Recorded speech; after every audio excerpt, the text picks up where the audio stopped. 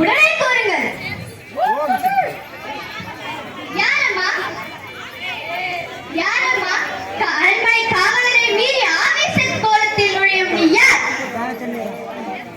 புறாவுக்கு உடன் தந்த புகழ்பெற்ற மன்னரின் வரலாற்றை தேர்காலின் மகனை இட்டு நாயம் காத்த மனுநீதி சோழனது பெருங்கதையை நீதியின் இலக்கணமாய் பெற்று பெருமை கொண்ட கரிகால் சோழன் பூங்குழலே எனது ஊர் பெருவணிகர் மாசாத்துவாரின் மருமகள். என் பெயர் கண்ணகி.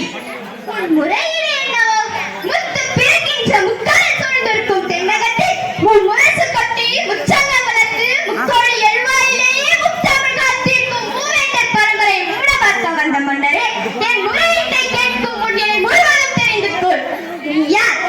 கண்ணகி. கையில் தனிச்சிறப்புடன் வந்திருக்கும் கண்ணகி. நீதி அறிவான் என்று சொல்லிய பாண்டியனை துணித்தீரை வைக்க வந்திருக்கும் கண்ணகி. என்ன பாண்டிய மன்னா? ரோமாபுரி கொலுமண்டபத்திலேயே தூதுவர்கள் இருக்கின்றார்கள். இதோ பாண்டியத்தின் பேரறிஞர்களே ரோமாபுரியின் வீரர்களாக தூதுவர்களாக இருக்கின்றார்கள். கடல் தாண்டி கொடிகட்டியார் வாயது கொடிக்கம்பு முழங்கிய அயல்நாட்டில் அர்கள் நுழைக்க கொடுகோல் அவசர தீர்ப்புக்கு ஆளாகி கொலையுண்ட கோவலனின் மனைவி கண்ணகி நான். என்ன?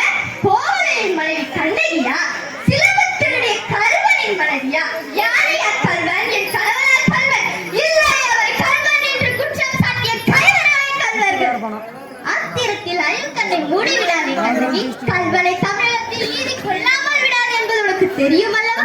நீதி இலக்கணத்தை உடைக்கும் இனத்தைய பாண்டியனே உன் நாட்டில் இதற்கு பெயர் நீதி.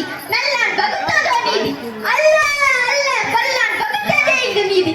அதனால்தான் நான் வணங்குகின்றேன். என் வாழ்வு கருவூலத்தை சாவு படுகொலியில் தள்ளிவிட்டீர்களே. கொற்றவனே, கொலை நீதியில் முன்புற வந்தவனே, எண்ணிப்பார். ஒரு மண்டபத்தில் விசாரிக்க வேண்டிய வழக்கு கோயில் மண்டபத்தில் முடிவனே. சிந்தியுங்கள், நன்றாக சிந்தியுங்கள். இதற்கு பெயரா நீதி?